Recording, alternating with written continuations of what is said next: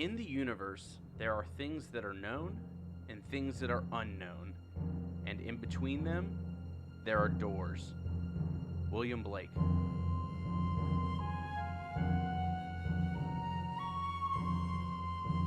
Bending, Not Breaking. Season 5, Episode 10. A New Spiritual Age.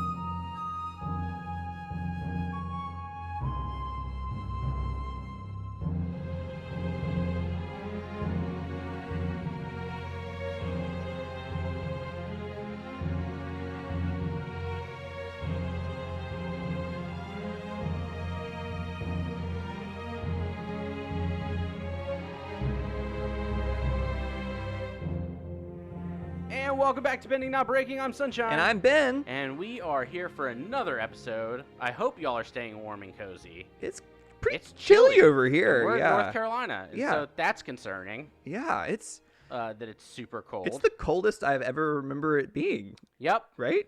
Ugh. Isn't life fun? Life is fun.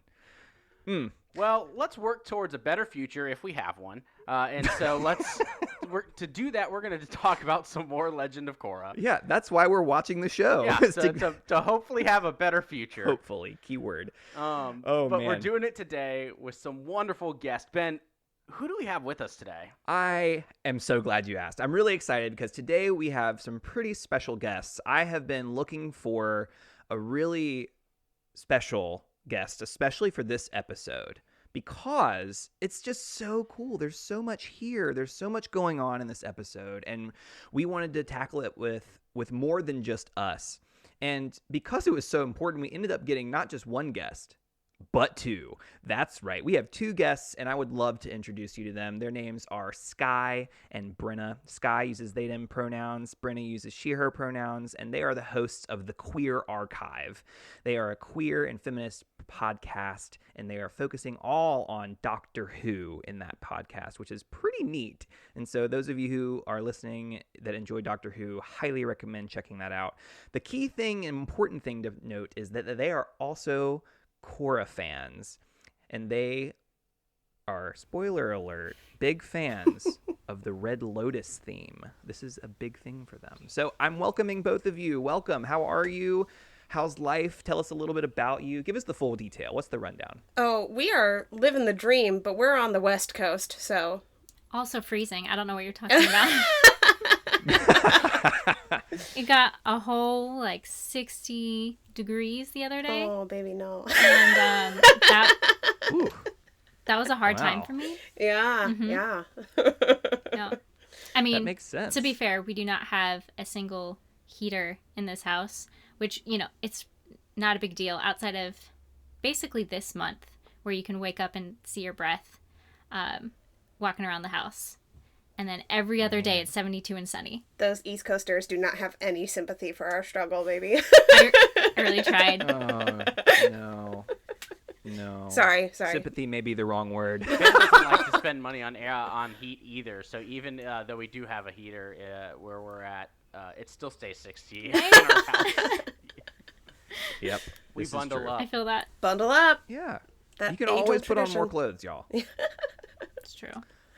Well, Skye, Brenna, welcome. We're really glad that you're here today, and we invited you all to be just on this episode, and I'm curious if you could just help our listeners know a little bit, what is your relationship with the Avatar universe? You've kind of told us, or I guess I told them that that you all like Korra, but what's your relationship with Korra and the Avatar universe at large? Man, we were talking earlier before we started recording. We stumbled into guesting on such a good episode. This is one of the best episodes of Korra for me because it's just so rich. Absolutely. When did you start watching, Brenna? Oh, okay. So if we're doing our Doctor Who origin story, but for Korra. Yes, we are. Yep. I actually watched Avatar: The Last Airbender a year after it finished. I had never seen it, didn't know anything about it, and I had 3 friends come to me at once and go, "You have to watch this. You're going to love it." So we did, and I did. And then Korra came out, and I watched that as it aired. And I actually, not to name drop, but I actually knew somebody who worked on Korra, so that was actually really fun. Stop it. No, okay, but like who? Who did you know? This is important. And can you get us in touch with them? I can ask if they would be interested. Right? Actually, they worked on the production side, so there were conversations that we had where I was like, hey, what about this? And they were like, oh, that's so funny. Actually, we did that because of these reasons. Or that voice actor is very, very nice. And I was always like, thank you very much. That's the kind of end that we need. Right? See, it's already what a serendipitous episode already. I know. What about you, Skye? What's your origin story for Avatar? I watched Avatar in high school. It was maybe the most nerdiest thing I did in high school. I wasn't much of a nerd in high school. I am now. Oh, how the times have changed. The table is so turned. Here we are. But I did go dressed up in cosplay to, unfortunately, the live action movie with all of my really excited high school friends. Showed up. I was Katara. I had a broken leg, so I was in a cast. But the rest of me, very Katara, the hair loopies and everything. And it was a very disappointing night. But I wonder why. Yeah. Yeah, but we don't talk about that. Wow. But yeah, other than that, very fond memories of watching it with some friends from my childhood, and then just was hooked and eventually came around to watching Korra, not as it aired, but in college I watched it with some of my art friends in art school. Awesome. This is so cool because I think having our listeners know just a little bit more about where you're coming from, because we've had guests on the show that have never seen it before, and we've had guests that have watched just a few episodes, and so kind of giving them kind of the in on y'all's story is helpful. I don't know if we had a guest who went and saw the live action in theaters. Which, that is true. A dubious honor. Yeah, that's so tough. So before we jump into this, I want to know a little bit about Doctor Who. Because I've got questions. Oh, yeah. We've got I've answers. never watched before. I've never seen an episode. Do I have to go back to, like... No. The mid-60s? No. When they first Please, started dear God, airing? Like, where do I have to start? Oh, God, no is the answer. Like, not just, like, you don't have to, but, like, don't do it. Yeah. Don't. No. Okay. Not that it's not lovely, not that you shouldn't ever watch it. If you really got into it, it's worth it. But that's just not where you start. Well, pretty much most some Doctor people Who do fans and love it. Most be Doctor fair. Who fans just wouldn't recommend it. Yeah, it's rough. Let's just put it that way. It's rough. And I would say that every Doctor Who fan has a different answer to your question That's also true. as far as which episode do I start with, but there are some reoccurring suggestions. Our suggestion, I believe, was Woman Who Fell to Earth, because that is the latest Doctor, who is absolutely phenomenal. I love all the Doctors for the most part, but she's a great one to start with because it was a really turning point for the show, intentionally, from the showrunner's perspective, where they really wanted to make it as accessible as possible for onboarding new viewers. And on top of that, like I said, she's just lovely. The first woman Doctor, like, what's not to love?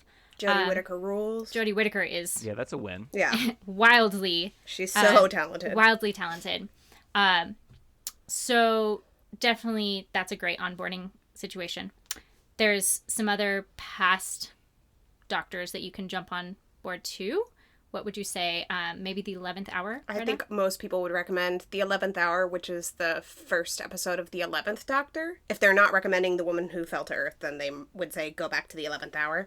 The base premise of the show, which we did not cover earlier, is that there is a alien who travels through time and space in a blue box, and they don't die, they regenerate. So when something happens to the Doctor that would kill a normal person, they just make a new body and start over. They have all their memories, kind of like the Avatar, actually. They have all their access to their previous memories, but they're also a new person at the same time. So it's a both-and situation. Exactly. Interesting. Uh-huh. It is very Avatar-y. We found the connection. All right. Speaking of Avatar, and speaking of Korra, we are diving into this episode through a very specific lens Yeah, of we are. liminality. What is that? Oh. Right? So, like, Good question. what's.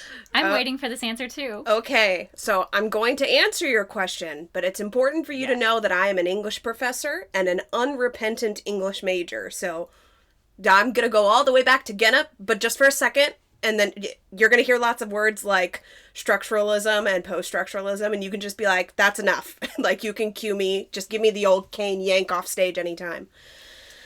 Fantastic. It's important for you to know that I have once read a book. Hey, we're on the same page, sort of.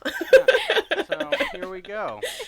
So, liminality, the first person who writes it down and talks about it is this Dutch, he's actually an anthropologist. His name is Arnold van Gennep.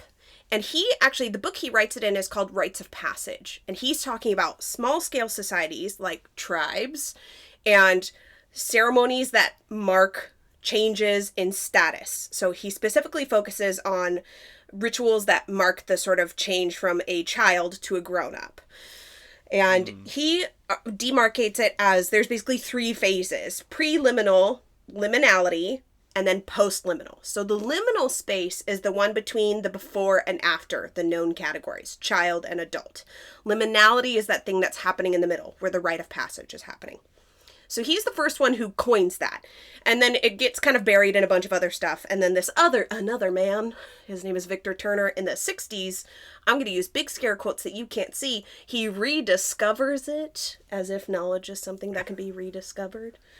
But he writes about it, and then he says, yes, also, and it's not just small-scale societies, but just like society and life in general. So he expands it outwards. And from there, then you get to the structuralists and then the post-structuralists, and it goes gangbusters after that. Because structuralists are people who think, so structuralism was, we can organize and understand the world based on sort of set pieces, basic knowledge about things, categories. And then the post-structuralists and the postmodernists were like, that assumes that there is one truth, and that's just not true because context is king. So after all that mess, you get to liminality is basically the space between known, quote-unquote, categories. Messy, but it'll do. I think that's helpful, and it's interesting to think about it as, this space between childhood and adulthood, right? Which some people would just label the teen years, but it's so much more nuanced than that. Yeah. But it's one of those things where I think another way to think about liminality for me that's helped me kind of process is in our culture and society, anytime there's an imposed binary, Yeah. when that binary is being challenged by something that's not quite fitting it, that's also liminality, right? Yes. It's living in this liminal space. And so that's kind of how I've processed liminality, if that's helpful too. Yes. Well, and for me, other questions would be, do groups of people fall into liminal spaces? Do folks who are marginalized in our society, are they constantly in a space of liminality? Are there ebbs and flows to that as people kind of go through life, and how does that affect us and the way that we navigate the world around us? Yeah. And I think, so Victor Turner, the second guy who picked up liminality, he wrote, liminality can't be for forever. It's a crisis state that has to resolve. So you either return backwards to the sort of established binary, or you move forwards into the post-liminal state where you've kind of achieved a new identity or status, whatever it might be. So he would say, no, there is no extended liminal state. But like I was saying, the post-structuralists, postmodernists, they were like, you're assuming there's only one kind of knowledge or one kind of ideology. So a lot of the postmodernists, I'm thinking about Gayatri Spivak, who wrote Can the Subaltern Speak? She talked about how marginalized people, or she says people on the margins, or otherwise you might call them the silenced center, they're always going to be living in the liminal state because the sort of ideology that controls the world or shapes the world around them eliminates them from being one of the known categories, even though that's not true for them as a people.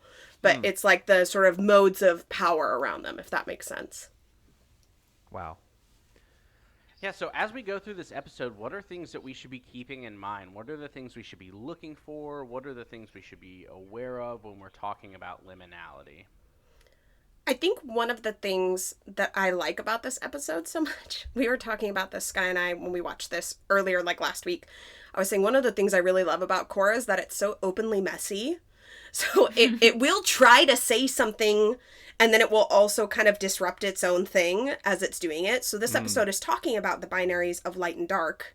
And it's trying to sort of upset the concept of the binary, right? Because it's saying there is light and dark, but they're inextricable from one another. They exist within one another. But then it also still falls back into the language of light and dark. Light is good, dark is bad. So I think that's something that's to such a good example. be watching in this episode and the rest of the season, frankly. I agree. That's a huge thing to pay attention to with just Rava and Vatu in general. Yeah. Okay, so let's do this. Let's get into it. Let's talk about this episode. Yep. We gotta make sure we dive in fully, knowing what's going on. Yep. Right. Jump into that spirit crocodile's mouth. Just go for it. That's right. And which means we're gonna invite Sunshine to recap the episode. Ben. Sunshine. Morally, you know you're wrong. When you try to force your morally, when you try to force your agreed upon responsibilities onto me. I don't know if I It agreed is your to turn. it. You have 30 seconds on the clock. I really think that you should do it. Morally, you're better it's at your it than turn. I am. It is a moral issue Why- at this why is- point Wow. I don't. because This is. it's not right to just blatantly lie. the I'm way that you not do. lying. On your mark, get set, go. So my favorite ladies, they get to the spirit world, and then some spirits are like, they have this real get off my lawn energy, but Korra sticks with Korra energy, and it goes not great. And then Jinora tries to help, but they get separated, and then Jinora ends up at Wanshi Tong's library. They talk about radio. She's captured by Unalaq. halfway Very there. scary. Oh, living on a prayer. Korra finds herself in a scary forest and is an itty bitty, but it's all cool because Iroh invites her to a tea party, and then with his help, she gets lost, finds the dragonbird spirit, returns it, and then Jinora gets lost. Spirit portal open, and then Unalaq is the worst because he threatens children, and Jinora that's it. It's a great note to end on. Unalaq is the worst. I don't like him. Oh, I was thinking when we were watching this episode earlier, I was like, when they do the recap episode in season 4 and they just portray him as a ridiculous, over-the-top vaudevillian villain, I was like, it's the truest this show has ever been. And there's a lot of real great truths in the show. Yeah, there's so many. Oh, well, doing the 30-second recap is, a thing, and I did it. But I also know that some people enjoy the challenge, and so I want to invite either of you or one of you or both of you to do your own recap if you would so choose. Most of our guests say no, but I'll volunteer for some trivia. people say yes. Skye said yes. I'll do All it. right, I am ready. We will count you in. Sunshine's gonna be We on it. just watched All right, it. 3, I'm so ready for this 2, shit. 1, go. Korra and Jinora, they're in the spirit world, trying to find the other portal, but they lose each other almost immediately. It's impressive how fast they lose each other. Iroh finds Korra and the baby dragon. Jinora finds books, gets kidnapped. Meanwhile, Korra helps herself by helping someone 10 else. seconds. Again, aka baby dragon. They find a portal, but Jinora gets trapped in the spirit world. Oops. 3, 2, 1. Oh, with time to spare. Perfect. Nice. Yeah. You Well did better done. than you got it. I think sometimes concise is better. I try. I mean, that's why it's 30 seconds. Yeah. That's why we do this in 30 seconds. Oh well. We've been schooled. This is wonderful. I like it. The more other people do it, the happier I am. Yeah. Makes you feel better. Yeah. Yeah. Well done. All right.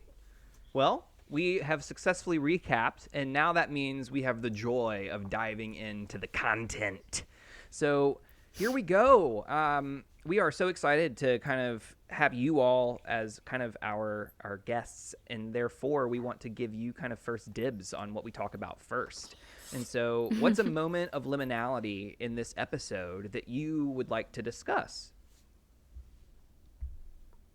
I think the one I already teed up, I tipped my hand to you, but it's actually pretty easy to spot the light-dark binary that they're playing with in this episode. and also sort of the broader way that plays out across the season. I think that's where my interest lies. That's where your interest lies? Yeah. I mean, So- the other thing that's about that, sorry I stepped on you, but I'm going to keep going because it's what I do. No, please. The other thing that I think is really important to talk about when you're thinking about liminality is fear. Because liminality is about sort of known or established, big scare quotes again, categories. Things that make sense, scare quotes, and the liminal space is the space between. It's a really human instinct to sort, to categorize, to label. That's how we kind of move through the world. We tell ourselves stories. So when we run up against something that does not fit, as happens with Korra here, one of our often reactions is fear. So I think that's also something this episode is actively engaging with. It's asking, why do you feel fear? What do you do when you feel fear? When it's something that doesn't fit in with the way you move through the world. So I'm going to ask some questions that I think will help me understand a little bit more about what you're trying to kind of lift up for us. I'm hearing the primary low-hanging fruit, perhaps, is that, there's this binary of light and dark that is, Iroh's probably one of his more famous quotes, Yeah. right? And then it's also this how that manifests in Korra and her capacity to navigate it in tandem with her fear. And so I'm curious if you could kind of tease out how fear and the binary of light and dark talk to each other, because I understand what it means to be scared of the in-between, right? Yeah. But what does it mean to be scared of the in-between between this dark and this light? I think one of the things that's really helpful or it's going to be helpful to me, maybe it won't be helpful to you, is another theorist. Her name's Julie Kristeva, but she writes about, she's engaging with liminality, and she calls it abjection, A-B, not objection, abjection. And she says the abject is basically when you run into something that challenges the borders of your concept of yourself. So it's both, she basically says you move through the world with I, capital I, me, and not I. That's kind of how you sift through the world. And when something bumps up against what you conceive as the border of yourself, that's when you experience this moment of, whoa, I don't know what to do with that information. An example she gives is zombies. She says zombies are abject because they're both not dead, they're not alive, but they are moving, and they seem to want something, so they've got will, but it challenges your concept of life and death. So one of the things I think this episode plays with, it's playing with abjection, is when Korra gets scared at what I call the spirit tea party, she screams, the world starts to go dark, and then behind her, all the spirits start flipping to their dark selves, right? So I think the fear that she experiences, which is totally fair, is that the darkness, it's everywhere. Like, you can't escape it. It's in there. You can shine the light. You can choose. Like Iroh says, sometimes stuff that's really scary and dark, it's not so scary when you put a light on it, and that's a choice you have to make.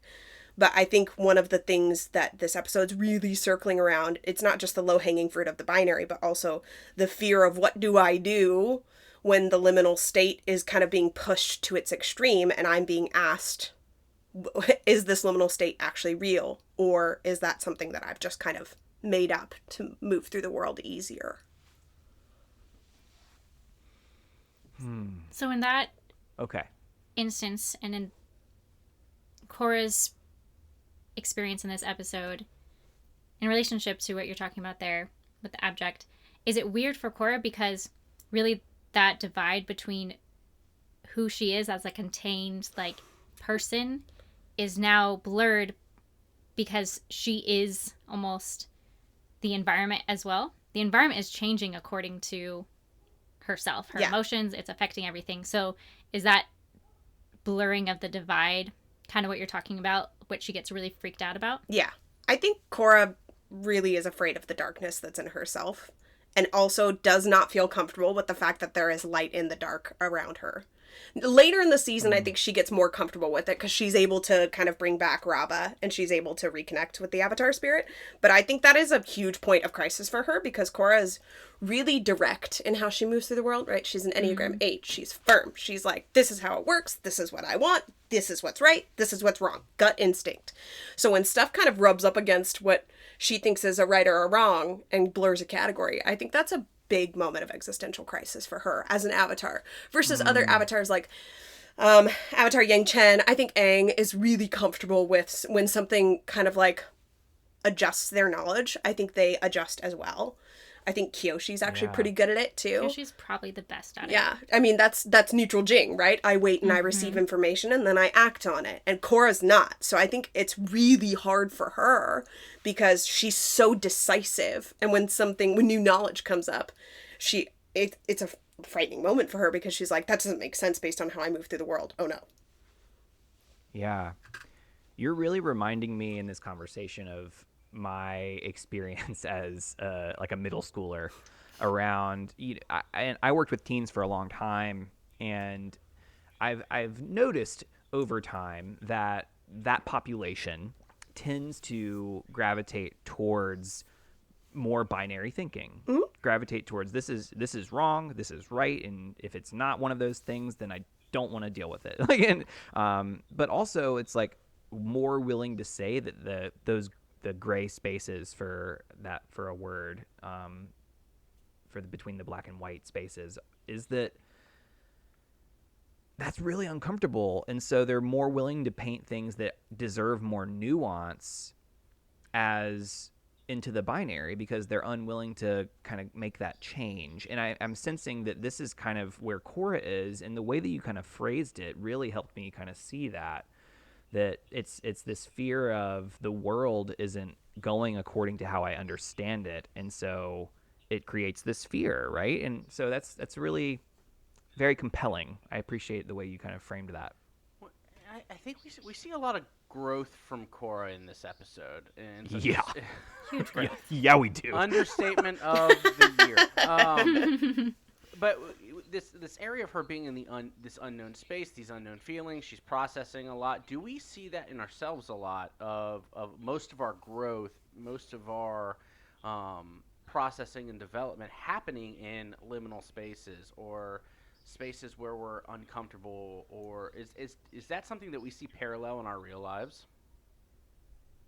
Oh, yeah. I mean, the folks that have the hardest time with this concept, obviously, or the places where I have the hardest time with this concept, or anyone does, is when I actually fit in the binary, obviously. Mm-hmm. It's when you don't that you jump on this concept really easily. Right quick, yeah. With lots of openness and acceptance and curiosity because you already know this to be true. I'm a biracial, non-binary person, and so in those two categories, I'm like, of course, like, I'm really open to talking about how these things are constructed, and we constructed them in such a way that, puts them into these solid categories, and until we really acknowledge how arbitrary the categories are, they have a lot of power over us. So to answer your question, yes. Absolutely. Yeah, short answer, yes. Yeah, it totally reflects in the same way. I think that's such an interesting concept, and one, not even a concept, one that's worth lifting up is when you are inside of the majority, when you are inside of the binary, challenging that belief is so much harder to do. Or to get challenged on that, we're going to see people get defensive. We're going to see people fight to hold on to their systems. Yeah. As we see Korra do, right? As we see Korra do, right?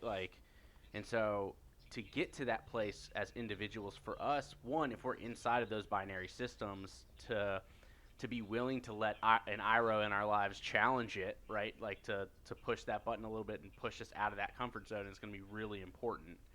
To acknowledge that, yeah, life isn't this yes or no. It can be yes and.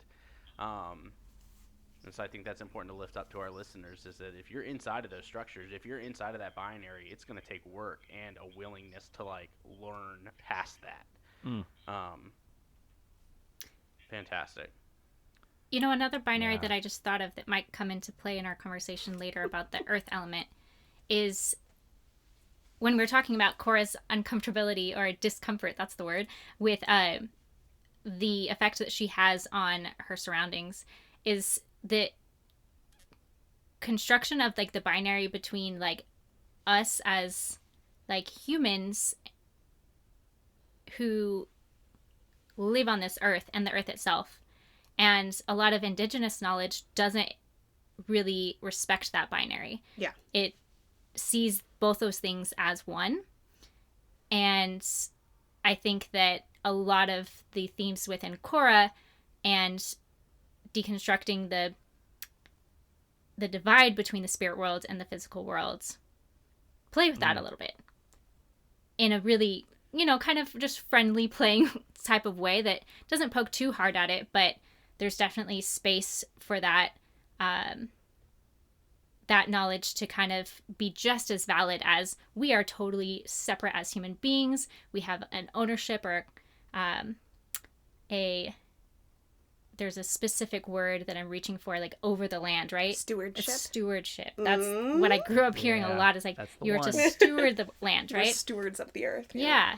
And in The Legend of Korra, there's a question of, is that the only way? And is there a different way that you can have a relationship to the earth and to the spiritual realm as well? Yeah. And before we go to this space, because I really want to go there, I did have one more thing I wanted to lift up from what you said. One of the things that I find really important about what you said with Korra's discomfort around believing that there is light in the darkness.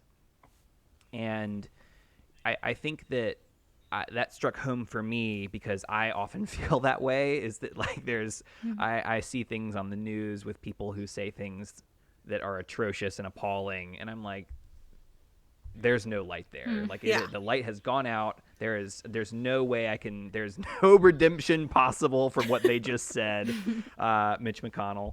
And I think that I'm really struggling with that. And so like I'm in this place right now that I'm feeling my heart like starting to beat a little bit faster as I talk about this, but it's really difficult to get yourself into a state where, if you are in a binary mindset, to feel safe enough to even approach the binary with a 10-foot pole, much less actually like pushing it aside, right? And so I'm curious what it looks like to do that. What is the process? And you might not have an answer, but I'm just curious. This is for anybody. Like, what is the process when you know that you're in that space and you want to do something about it? Is there a process? Is there a question to ask or red flags to pay attention to? I'm curious.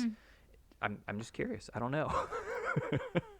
So I can put on my English teacher hat for you and tell you an exercise that we do in my class right at the jump, second day of class, because I'm a relentless killjoy, is this activity called Unlearning Our Privilege. And so at the beginning, because it's a writing and critical thinking class is what I usually teach. So I'm teaching them to get in the habit of being curious. That's how I frame it. I tell them, I want you to be curious. I want you to ask questions, and not just about other people in the world around you, but about yourself. I want you to ask, why did I do that? Why did I use that word? Why am I making this thing? Because I'm trying to train them. I always tell them on the first day, I'm trying to train you to think before you speak, basically. And if I can do that, I've done my job. But when we start out, I have them get into groups and then get up a working definition of privilege. And we always emphasize that privilege is a benefit. It gives you a leg up. It's not available to everybody, and it can be suspended at any time. And then we start thinking through, okay, what are privileges that we have? And when we do this exercise, I emphasize that you need to think about your privileges. They are things you enjoy. You get benefits off of them, so you want to keep them. And they act like filters, like a photo filter. So your privileges shape what you can see. And it's neither good nor bad. It's just a fact, and it's something that you need to know about yourself. So going through and thinking, okay, like me, Brenna, I am I'm white, I'm cisgendered, I'm mostly able-bodied, I came from a middle-class home, I have two parents, I was able to do not everything I wanted, but I had a safe, quote-unquote, growing up experience because I had a house, a roof over my head, and I always knew where my meal was coming from, right? So all of that shapes what I understand in the world.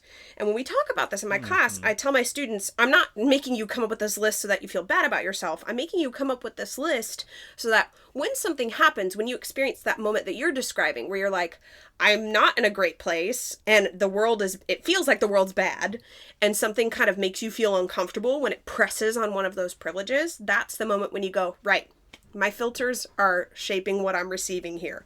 And sometimes your filters makes it feel really doom and gloomy. Sometimes your filters make you feel like that's not true because that's not my experience. And it's not about getting defensive. I always tell my students, it's about remembering, right, my filters. I might not be seeing the image clearly. So that's an opportunity for me to come with sort of a posture of humility is what I tell my students. And be open to someone telling you that's not true. And that doesn't make it any less ouch when sometimes it's something really personal or something that feels high stakes.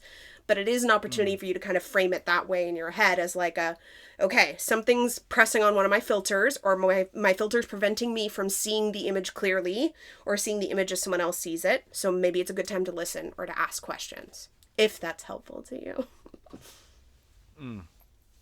So if I were to boil that down into a goal, what I heard is cultivate more awareness around what will lift up this posture of humility, right? It's is that a fair, like, reductionist version of what you just said? Yeah. I think Ted Lasso summed it up pretty nicely, actually. Was it this last season? Be curious, not judgmental. I think that's season 2. I don't know if the word was that. judgmental, but it was him playing darts, one of the most powerful moments in Ted Yeah. Lasso. And he was able to totally best someone, basically, through the power of humility, and the downfall of his opponent was their lack of humility and their lack of curiosity. Yeah. And That's my favorite norm. Anytime we set norms for a group, is choose curiosity over criticism. Yeah. that's a great one. Yes. Yeah. Yeah, and I think that Okay. is definitely rings true for Korra here. Yes. Absolutely. Yeah. I don't, So if you you had wanted just- to keep going, sorry.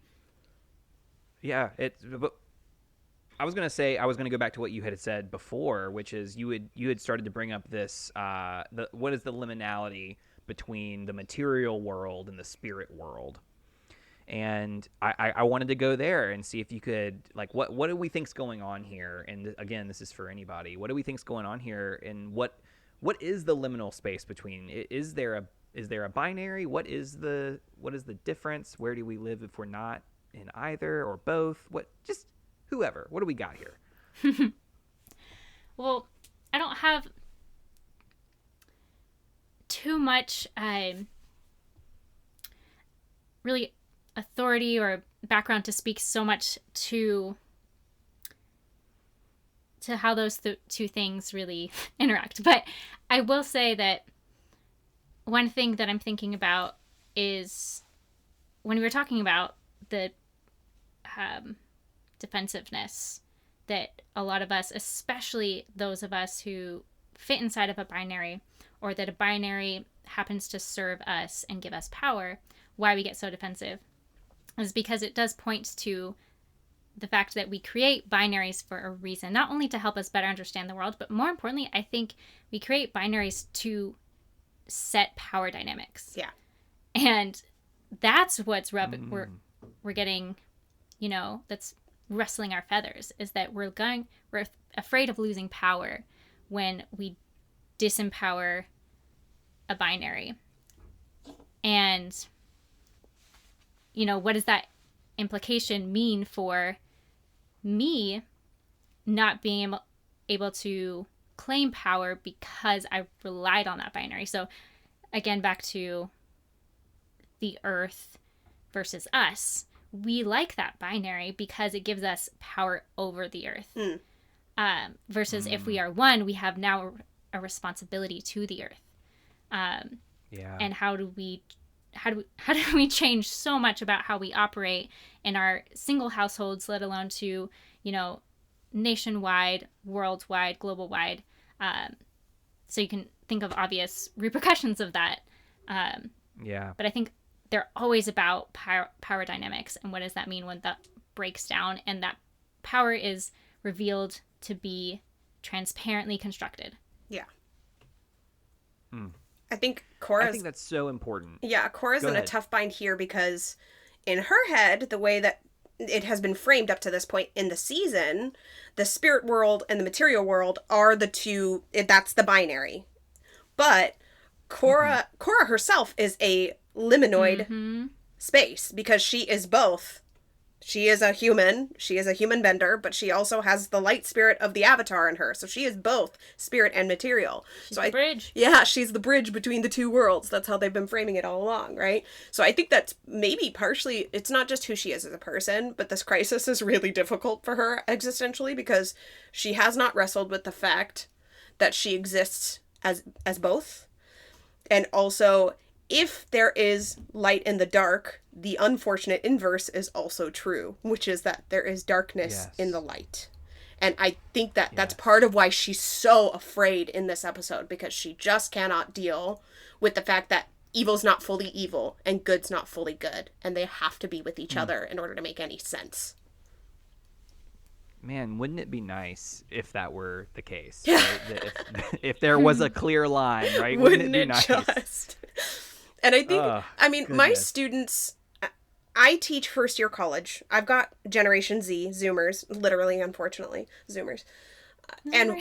But that is one thing that they're really comfortable with as a concept, where they're like, there's no, like, it's all good or it's all bad. It's just kind of a big mishmash in the middle. They feel very comfortable with that as a concept, which is part of why I love that storytelling has kind of turned a corner in the last decade or so. There's less outright just baddies and more people with complicated storylines, or generational trauma is the bad guy, right, in Encanto. So I think that is something that is less of a crisis point for them, but is still a conversation they're engaged in. As a Slytherin, I also find that not very difficult to swallow. Maybe we're just raising a generation of Slytherins. Oh, maybe. Probably not. I'm gonna guess no on that, but it'd be nice. Oh man. But I mean, funny. like we crave that it would be black and white, but honestly, it wouldn't be great, because binaries, even if you fit into them, even if they give you power in this socially constructed structure, they're bad for us. Yeah. And even if you are the person with the privilege, they're so bad for us. It's bad. Yeah, it's bad for your immortal soul is sort of the punchline. Yeah. And it's like, you actually don't have power over it. And categories are supposed to serve us. But when it comes to binaries that create power dynamics, they actually rule us. Yeah. And they do not serve us, no matter who you are in the situation. That's obviously not to minimize the obvious violent effects of, oppression that definitely hurts the oppressed more. Yes. But, it obviously just hurts human beings, period. Because it tells us a lie about ourselves. Yeah. Do we see that with Unalaq? Do we see that with Wang Xingtong, in the way that he navigates this episode of no humans are bad. I hate the last humans I came in contact with. Except for Unalaq. But Unalaq, he's cool. Unalaq's cool. He's Team Unalaq for whatever reason. You're always the only exception to your rule. Yeah. But do we see that in the way that they think as they're trying to move, Unalaq specifically, the way that he's trying to create power structures? Do we see those types of concepts play out at all with any of those characters? In a couple of a previous episode of yours that you gave us to listen, which was phenomenal, someone mentioned that they didn't trust Unalaq right away because he spoke in such absolutes. And I think that too was a red flag for me. Yeah. And he's spending this whole entire episode being so convinced that he is what the world needs, that he has literally no room to even entertain the idea of listening to the world, who he's claiming to do this for, and hearing what he's doing to the world and hearing that he's hurting the world. So yeah, he is definitely a deep victim of relying on the binary to move forward with this plan, because without that strict belief in that, he would not be doing the things that he's doing, basically. Yeah. I think Unalaq's a perfect example of someone who has just enough knowledge to be dangerous. Because at the opening of season 2, book 2, I think actually his initial suggestion, these worlds shouldn't be separated. They used to be more connected. There used to be like free transit between. That's better for all of us. I think that initial premise is good. Yeah, but then he doesn't go any further with how do I do that well? And then he's like, aha, the answer is that there should be a dark avatar because I want power. Gimme, gimme, gimme. So it's like, oh, you have done just as you read a smidge about like breaking down privilege and barriers, and then you were like, and now I will leverage that for my benefit. And it's like, oh, no, yeah. Now I'll monetize this knowledge. No. Yeah. This makes me so sad because this is so real. Yeah. And it's one of those things where I think we've talked about this on the podcast previously, but oftentimes the villain, so to speak, has the right idea. Like there's a lot of like really solid, important things that they're rallying behind, especially like Amon, for instance, and then now Unalaq is like, yes, this is what Korra ends up doing. Spoiler alert, right? This is what happens: is this integration of the spirit world and the material world that we have been trying to prevent for thousands of years. And then it's the same thing with Amon, like. Benders did have too much privilege. There was too much going on. It's just that both of these people are taking it to such an extreme that what happens is it demonizes the goal, rather than the fact that they went about it entirely tragic in the wrong way. And we see that in our own world all the time. Yeah. There's a line from Unalaq this episode that like hit me in the heart. Is like it felt so real, and I hated it. I hated every bit of it. And it's the moment where he tells Jinora... Tell us what you hated, Sunshine. It's the moment where Jinora, he goes, in the most patronizing and mansplaining way ever, is like, you shouldn't believe everything you read. Yeah. And I'm like, because that's like... I felt like he was telling me, like, you shouldn't listen to articles that you're reading about vaccines right now, okay? Right? Like, I've got this Facebook group where they have the right information. Like, it just felt very like, no, if Fatu gets out, the world's going to suffer immensely. And it's just the way that he said it and how he said it and the fact that he said it to Jinora, who I love. How dare. I wanted to really cause and inflict pain on Unalaq and Wan Shi-tong. Oh, yeah. For ratting her out that way. Deeply uncool. Coming off the heels of a great moment. The foxes deserve a better life and a better working environment, but coming off an excellent moment for Wan Shi-tong when he's like, there's a little box, and inside the little box, there's a little man. That is like peak Wan Shi-tong. He was so confident about that shit, too. Like, I've been misinformed about the nature of little boxes. Oh, that's so good. And then he turns around and he's like, actually, I'm a turncoat and I sold you out. Ha ha! So there. No, my man, you had such a good moment just now. And, you know, I actually wrote this moment down for something else, that the fact that, like, knowledge for knowledge's sake does nothing, it seems, right? It's one, like... Well, having an empty library with skeletons in it. Like having him read all those books and die from season 2 of Avatar. Did nothing to better the world around him. It is a literal ivory tower, and now it's just underground in the spirit world. And it's just one of those things where, like, I feel like it's important to emphasize that knowledge without ethics or morals or values serves no one. Yeah. Like, and I just, like, it, in fact, it can be harmful for you to have all this knowledge and not also have the moral alignment, right? And it's like, we talked with We talked about it with Unalaq, where you know just enough for you to be a real problem. And I feel like this is a similar deal where Wan Shi Tong has all this information. It seems like he has no way of validating whether it is true or not. And it seems like all of these things are, there has to be some sort of filter through which that we are going, like, right? What, tell me, like, Here's what I want to know about Wan Shi Tong.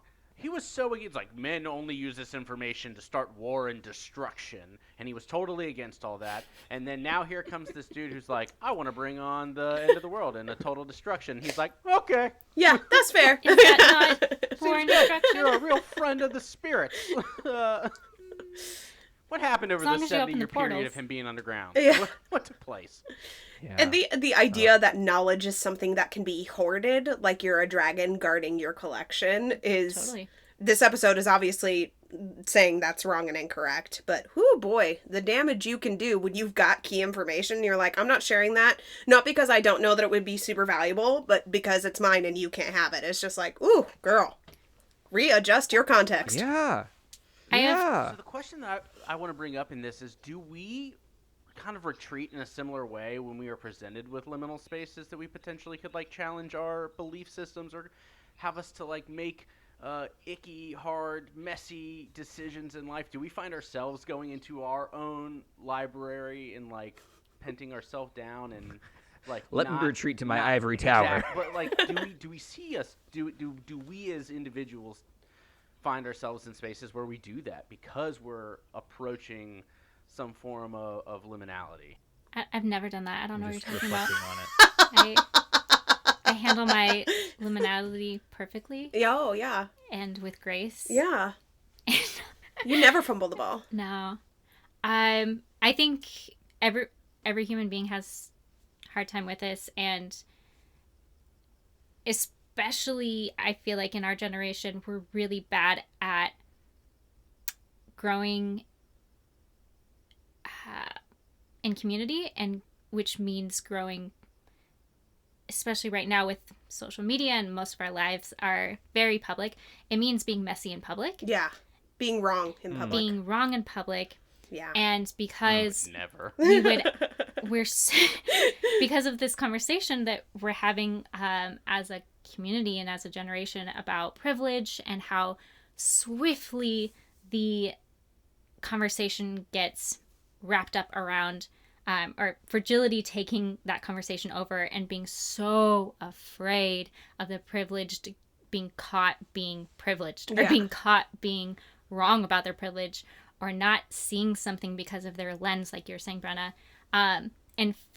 The myth that we believe that that is the end of you, Yeah. that is going to ruin you, and that you'll be canceled and canceled. Yeah. and like if we're living in that fear as a community and as a culture, that is a sure way to ensure we do not grow. You don't go anywhere. And that we yeah. do not challenge boundaries as soon as they get messy, but like they're always going to be messy.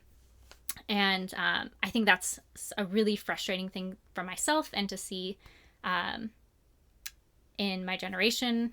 I think that this requires us to have belief that we're going to make it out on the other side of that mistake, okay, because it's not even about us, and that like we turn inwards towards ourselves so fast to freak out and to worry about how am I going to be after this public mistake, or even if it's like an intimate private thing, but like just being so driven by that shame rather than curious enough to realize that whoever was on the other side of that conversation has already lived through so much of that, and they don't depend on you being okay. Like, you need to take on that a little bit. Yeah. And like, you're gonna make it out okay. And we need more examples of people doing that well, and people doing that publicly, and so that we have a community of people, especially people with privilege,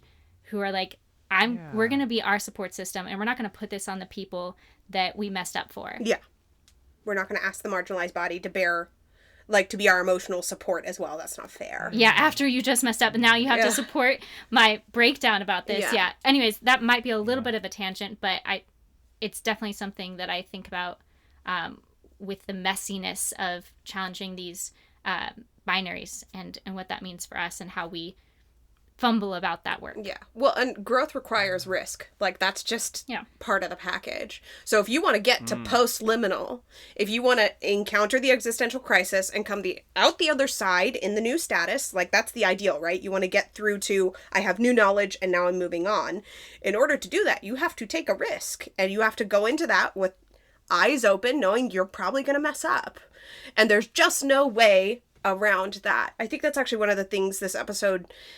Like I said, I think one of the things that endears this show to me so deeply is it is so openly messy sometimes. But one of the things this episode does get really well is it honors how Korra feels. Iroh tells her, it's okay to be afraid.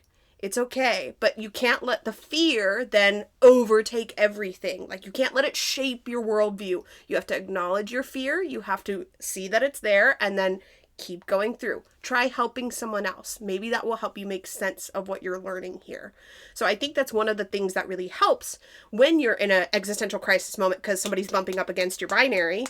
That's a good chance for you to go, I'm afraid. That's okay. I'm probably going to mess it up. That is also okay. Normalize changing your mind when you learn new information and then use that to kind of power through to the other side.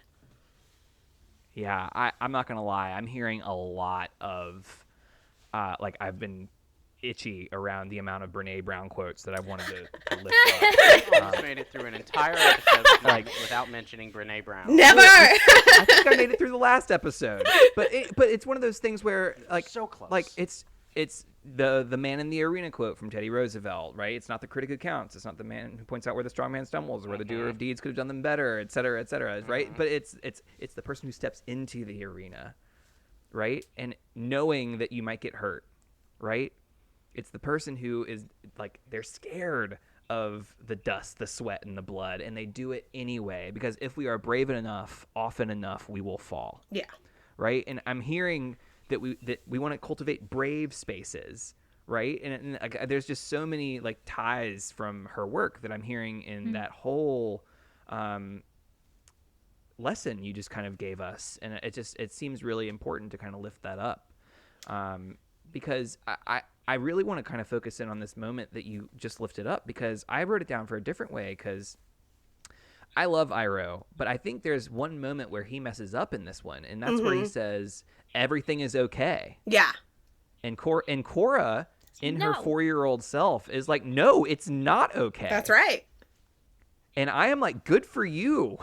Good for you. Because not every child has the capacity to stand up for themselves like that. And Enneagram 8 always will, but yes. And that is something... I love that energy because I do not have that energy. I'd have been like, everything's okay, and then I would have been resentful because I'd be like, no, it's not. I'm not happy. I would have held that in. But she rips into Iroh and says it's not okay, and then he takes a different tack. Yeah. And I think that's where Iroh shines. Yes, the adjust. To use a light metaphor, right? Yeah. Iroh comes in after that and really helps her understand the consequences of her actions and her thoughts and her feelings. And that helps her change. Whereas just, this, what do you call it? I lost the word. Oh dear. Him saying everything is okay didn't work. Right? Yeah. Agreed. And so I think it's important to, when we are sitting in another person's liminal space, even if we are post-liminal on that situation, even if we have processed and moved forward, if we're sitting with someone who hasn't, we can't rush their process. Yeah. Right? And it seems like this is an example of Iroh being that accompaniment alongside it where he's like, I'm going to walk you as far as I can, then you have to walk the rest of the way. Yeah. I think one of the things... And I think that's really important. Yeah, one of the things that Korra's really good about doing is holding space for her own emotions. She is actually really good about saying, no, I don't like this. I don't want to do that because these reasons. That gets more complicated for her in later seasons because she's kind of processing through real, very serious trauma. But one of the things... Goes through a lot. Yeah, and one of the Yes. things that she is good at that Aang has to grow into is being able to have that firm boundary and saying, no, it's not okay. I don't like that. I'm scared. I don't want to go there. I don't like the way you look. Because she can articulate that. The important thing, like you're saying, is that Iroh responds to that and adapts. He goes, okay, what used to work does not work for this person. I'm trying something else. I'm going to give you language. I'm going to help you process. And then, like you just mentioned, that he goes with her as long as he can. And then he says, you have to go the rest of the way. Like from here on out, it's all you. You have to climb the mountain on your own. And I think that is one of the things that makes this episode such a standout, that he helps her as much as he can, but that also he tells her, you have to be the one. When you help this little adorable dragon bird, you have to be the one that faces your own fear, works through it, and comes out the other side. Only you can do that. What a gift this this episode has been. Wow, there's so much rich content here. I'm Like I just so said, we grateful lucked for in. both of you. Man, it's such a good episode. Well, then what we'll do is we'll transition into some nice music for our listeners, and they'll tickle their ears for a little bit, and then we'll come on back and enjoy each other's company for a little bit longer. Sounds great. We'll be right back. Sounds great.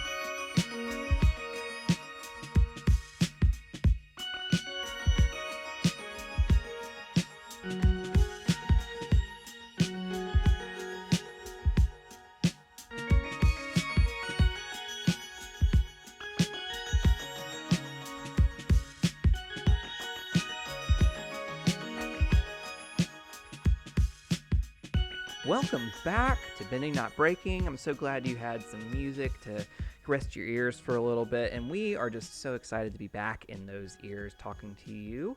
And Brenna and Skye are still here, and we're going into our next segment, Tips and Dips. That's right, everyone. Tips and dips. Tips, like the tip of the mountain. It's the mountaintop, the tip of the whipped cream on their sundae. It's just that part that you get to first and you really love it and you want to get into it. And then there's the dips, which is like, that's like your low because it dips down. And like, I really don't like doing dips as a workout. They also hurt. So that's what I'm thinking, like tips and dips. What do y'all think? I mean, there were mountains. There and was valleys. a literal mountain, and they did go down a significant dip when they went in the spirit crocodile. I think this is a really relevant title. Yeah, it's themed. I just want everybody to know that I'm hearing overwhelming positivity around this title. So this is winning. This is winning. Flames on the side of his head. Well, anyway, I would love to start with everybody's tips and dips. Who would like to share first? You can go in any order. Just tell us what you want to do. Who wants to go first? Anyone? I think I'm gonna jump in. It's Brenna. My tip is when baby Korra runs into the scary dog spirits, and she tells them, "You're not scary. You just look that way." And then she says, "We can be friends," and they become adorable puppies instead. I love it. Oh, that's so fun. I like that moment too. I love it. What Other a tips? kid way to say that. Yeah. So blunt. I mean, that is like, not to regress back to the beginning of the episode, but to talk about regressing, that is such a perfect embodiment of somebody who does not know how to deal with their liminal point being pressured. So much so that she regresses all the way back to like a tiny child, and she's like, "No, I don't want to, because I am baby." And then when she's able to actually interact with it, she becomes an adult again. Oh, that's so good. Quite literally. That's so good. Literal, yeah.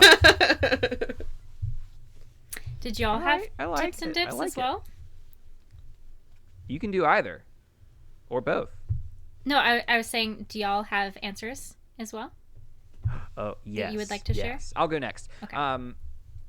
in general, for me, my tip is baby Korra. It's great. Throughout so the whole episode, just in general, it's just super adorable. I love every moment that I get with baby Korra from episode 1 to this episode, and it's such a pleasure. And I also see, like, it really just gives me this reminder and this feeling of, like, man, we regress. We go back to our most childlike state that never got a chance to grow from this, grow out of this, if we aren't given the chance. And so I love the metaphor. I love the imagery. I love baby Korra, period. And so stand account for baby Korra. Yeah. Her little one pant leg rolled up. Yeah. Iconic. It's all so good. Truly. She's so I think for me, I'm going to start with my dip. My dip is that we don't get to see Ko in the spirit world. And I like Ko as a character. And anytime Terrifying. we're in the spirit world, I think it's a missed opportunity to not have Ko show up. My tip, what I really like about this episode, is that we don't see Ko show up. Because Ko is nightmare-inducing. Imagine if they so did it's a special episode with Ko and Father Glowworm together. You'd never sleep again. Yeah. Nope. Would hate it and love it. But yep. Cursed. My body could not take it. Yeah. Yeah. This is a children's So that's show, my tip Brenna. and dip Well, for it's this like it's episode. so interesting because, like, that's probably the one horror movie that I would watch is something with those two, because I don't like it, but like this. I'm just gonna put on horror movies and be like, no, Ko shows up. No, Oh no. no. You've never seen The Shining. Ko shows up. I'm pretty sure the Avatar subreddit would confront that and say no. I would ask them first. Okay. What do you mean Ko's not in Midsummer? Oh, you're gonna hit to- with the Midsommar. I Wow. watched a different movie than you. No, actually, I haven't seen it. Thank But you. I'm gonna reel it back to the happy place with my tip. Weird sentence. Okay. So my favorite moment of this episode is when Korra actually transforms into her older self again alongside the baby dragon. Transforming. First of all, it's gorgeous. And I don't think it's like, it happens so seamlessly that you're like, oh shit, like all of a sudden she's older again.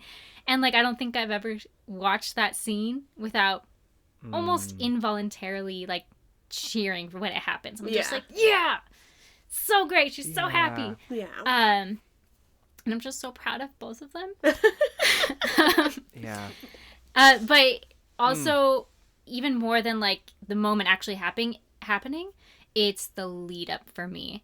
Because for Korra to be able to get there, she had to ask for help. Like, asking for help was like the driving decision for her that enabled her to get to that moment on the mountaintop, on the tip. And I noticed it this time around watching because you can kind of track the journey, right? So when she enters the spirit world, she immediately asserts herself as the avatar, expecting to get help. And you contrast that with Janora asking for help and finding it immediately. Yeah. And being able to successfully move along her journey, and Korra just immediately getting stuck, just like in trouble the moment she asserts herself as the avatar in the spirit world, and it's such a different posture. And then her pretty much finding what she's putting out there. So like Ira was saying, is like, when you look for the light, you will find it, and when you look for the darkness, that's all you'll see. Yeah. And Korra kind of brings like this weird energy into the spirit world because she's so frustrated. She's not confident in there yet. And to gain confidence, she actually has to ask for help.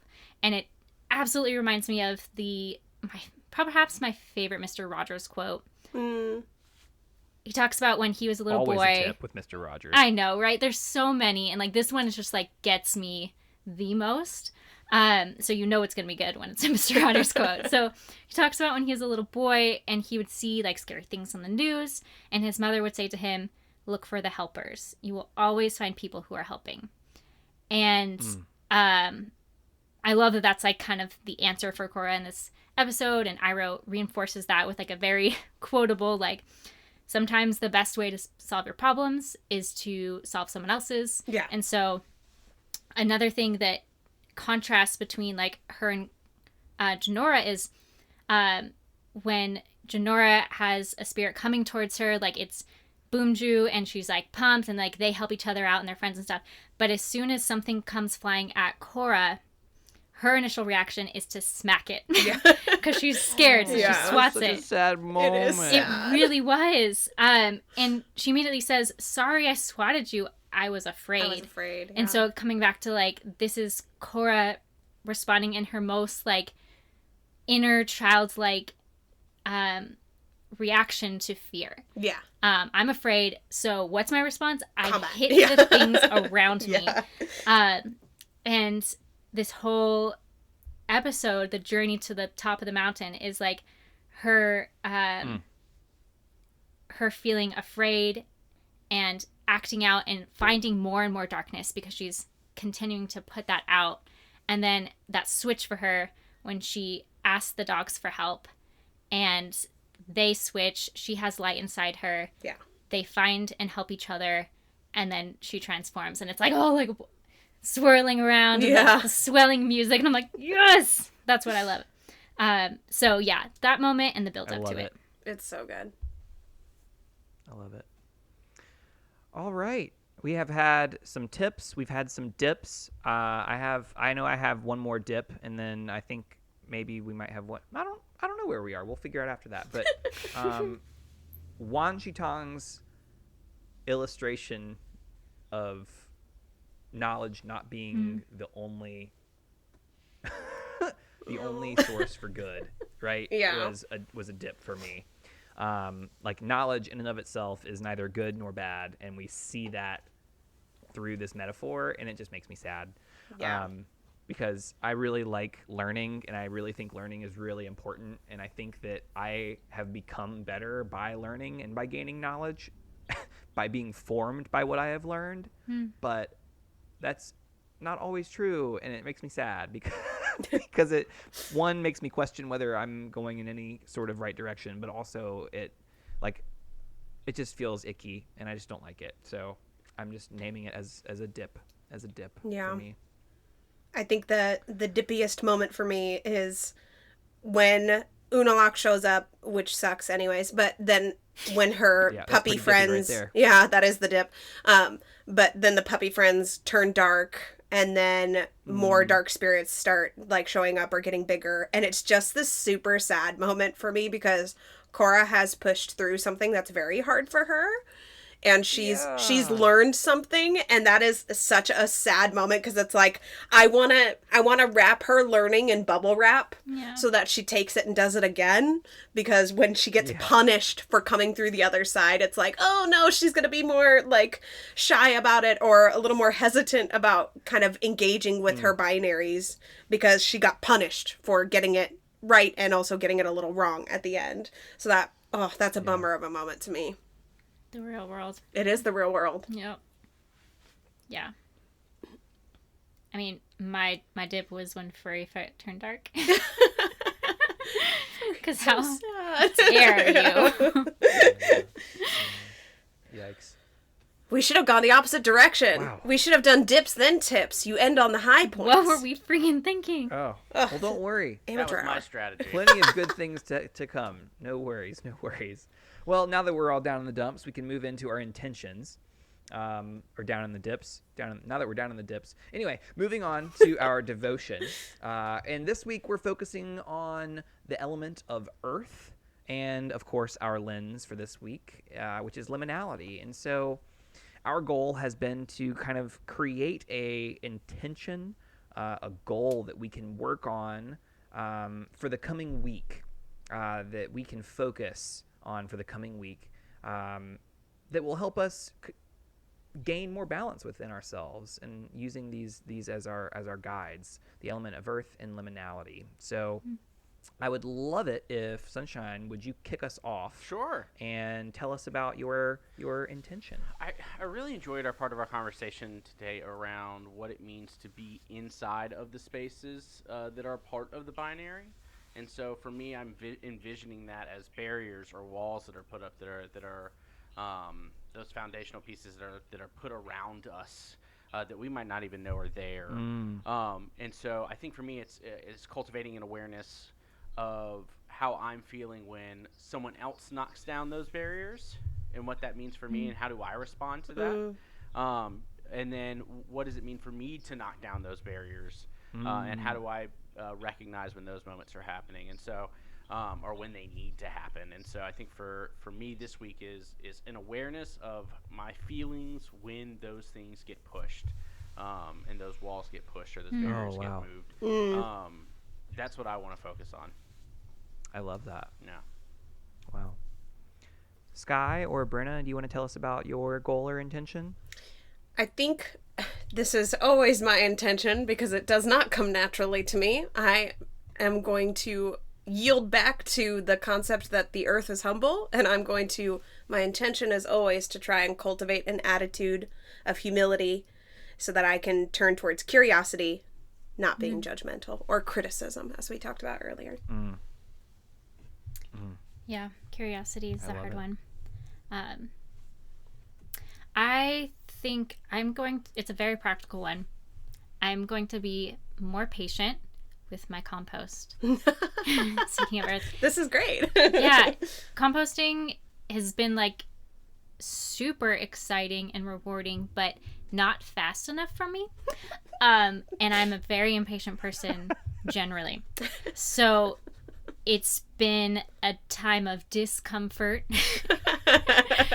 and honestly growth to learn from it and to be patient with the earth doing its thing in a way that is doing it so much better than I could ever do it in the ways that we've taught ourselves to like speed up that process.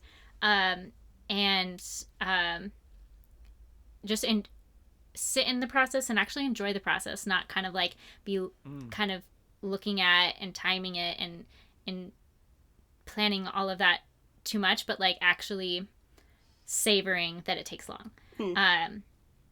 And I think that'll make the end result like so much more exciting.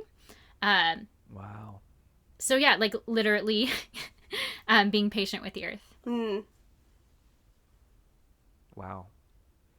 Yeah, I mean, I love that because it to me that sounds a lot like just surrendering to the process, and what a great way to just like call out like surrendering to the fact that we can't avoid liminal spaces. And it's just like having patience with ourselves when we do find ourselves in those spaces, and I think that's really beautiful. So thank you for lifting that up. What you got, Ben? Yeah, for me, I started thinking about what it feels like to be claustrophobic. And what great is what I'm like what is my body, how does my body respond in moments where I feel cramped and like I don't fit. And I remember vividly being in a cave where we were like traveling and we had to like, there was this is a really small space. Not everybody might be able to get through it. And of course, like I can get through it. And it was terrifying because I was like, if I get stuck, how will I get out? Yeah. And it was this really like my body my heart started racing and my body started doing all of the things that it needed to not do in order for me to get through that cramped small space. Yeah. And I think it made me think about how we react to liminal spaces with our fears and our existential crises, right? Where oftentimes our bodies will start reacting and communicating to us that we are in struggle and in crisis.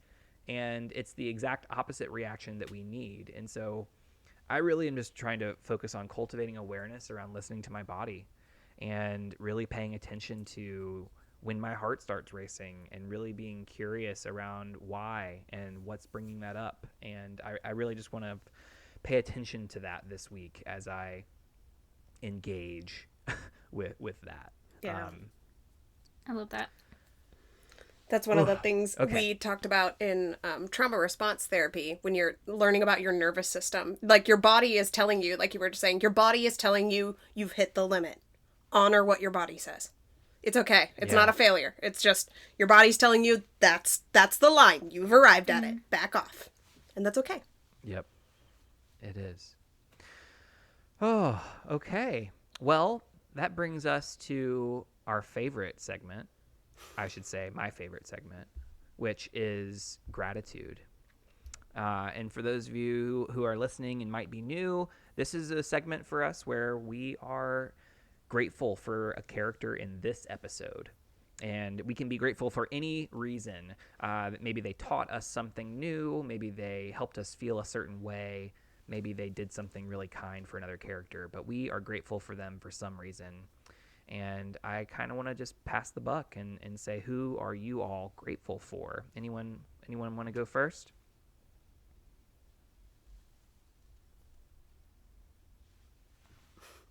Yeah, I'll go. I was about to nominate one of you. You're so good. We were that Puff Daddy gif of them think staring for at me- each other. It's such a small moment, but it's the moment where Tenzin is talking about, I can't believe I've sent Jinora in there. They don't have their bending. They're not going to be okay. And Boomy is sitting there going, I haven't been a bender my entire life, and I think I'm doing okay. I just think that that's such a real moment where people will make statements or comments that are just Your privilege is showing. right? Yeah. Like those moments where in I want to give gratitude towards Boomy because there is one he's kind of stood up for himself in that moment, but just to be seen as like, hey, I'm not less than because I don't have bending. And so for me, just to experience that, and that he experienced that with grace, and gives us permission to do that, and to recognize that it's okay, that we're not alone when we feel those types of feelings, is something I'm incredibly grateful for. So I'm giving my gratitude to Boomy. Hell yeah. I love that. And call out that privilege. The way that they stumbled and tripped over their words after, like, they're like, oh god, shit, you're your right. superior intellect. Because they revealed it right away. Yeah. That's actually one of the things I love about the show so much, is that Korra tries to complicate what we take away from Avatar: The Last Airbender. So one of the things that we come out of Avatar: The Last Airbender with is that Aang is a wonderful avatar. He's so good at his job. And this show comes alongside it and says, yes, and that made him a complicated dad. His legacy made it really hard for him to be a good dad to all his kids. And I think that's such rich storytelling. That's so risky. That's part of why I love Korra so much. It takes so many narrative risks. And that moment is a great encapsulation of someone saying, like, hey, I'm not a bender, and I'm fine. Janora's gonna be fine. Everything's great. Be cool. Yeah. Oh, all right. Who's next? Who else are we grateful for? I know it's like such an obvious answer, but I am grateful for Iroh in here. I'm grateful for Iroh all the time. That's why he won the Avatar: The Last Airbender elimination bracket on the subreddit. But no big deal. no big deal. But one of the things I think is really great about Iroh in this episode is that he does not ask Korra to change who she is fundamentally. Korra's a really intense, direct, combative person, and he tells her it's okay to feel the way you feel. It's okay to be upset. Now what you need to do is do some other things. Help someone else that will help you feel less threatened here. But that so few, especially young women characters, get allowed, quote unquote, to be difficult. And he does not ask her to soften. He just asks her to honor how she feels and then listen. Be curious. And I'm super grateful for that. And the fact that you can be both. Yeah.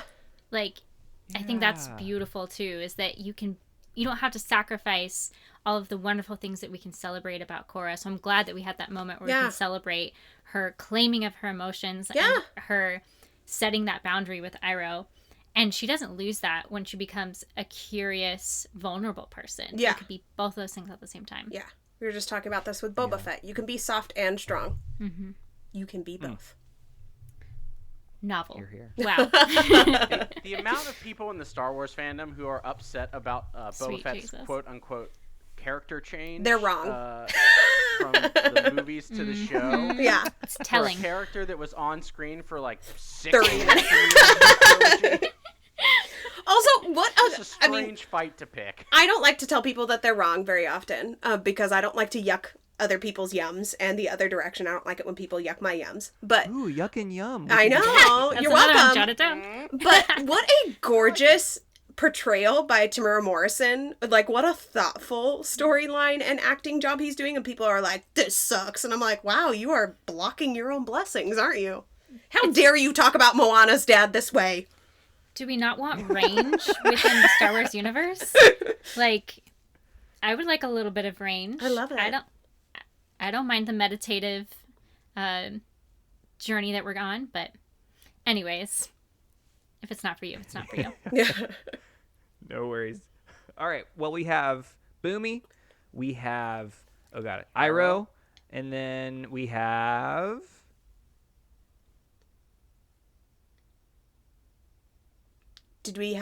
Is there someone you're grateful for, Skye? Okay, so you'll just dictate to me? We lost an AirPod. Oh. Oh no. Yes, so I'll just go by vibes. Is there someone I'm grateful for as well? Unalaq? I'm just kidding. Maybe no. I play. Although I was thinking really briefly about how Unalaq and Korra kind of have this connection in this episode, meaning in a lot of ways, Unalaq shows us what Korra could become if she didn't learn the lessons in this episode. The way that he asserts himself into the spirit world, and the way that he is so determined to do what he thinks is right for the world, and he is the answer without listening to anybody, and just kind of punching his way through. Yeah. And the way that he savors using bending in the spirit world and thinks it's weak to come in through meditation, etc. Anyways, so we're talking about who am I grateful for, actually. To answer the actual question. I'm grateful for the baby dragon. Natch. Yeah. I love that it is a part of Korra's journey to heal herself in this episode. And the baby dragon is fucking beautiful. Yeah. Especially when they transform. Just love a dragon. Mm-hmm. Yeah. There's just so much metaphor around all of it that we didn't even get close to because we have other things to focus on. But there's just so much beauty and metaphor that maybe we'll have to do this episode again another time. We'll see. But anyway, Your gratitude. my gratitude is for Queen Jinora. I think I could just stop there and everybody would understand. But I think Jinora is.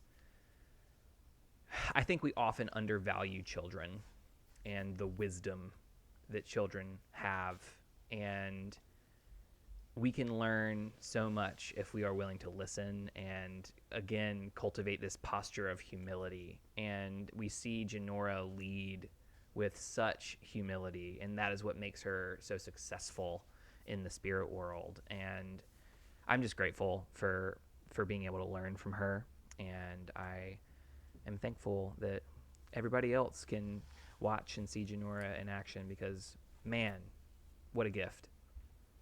What a gift. She's great. Janora's the best.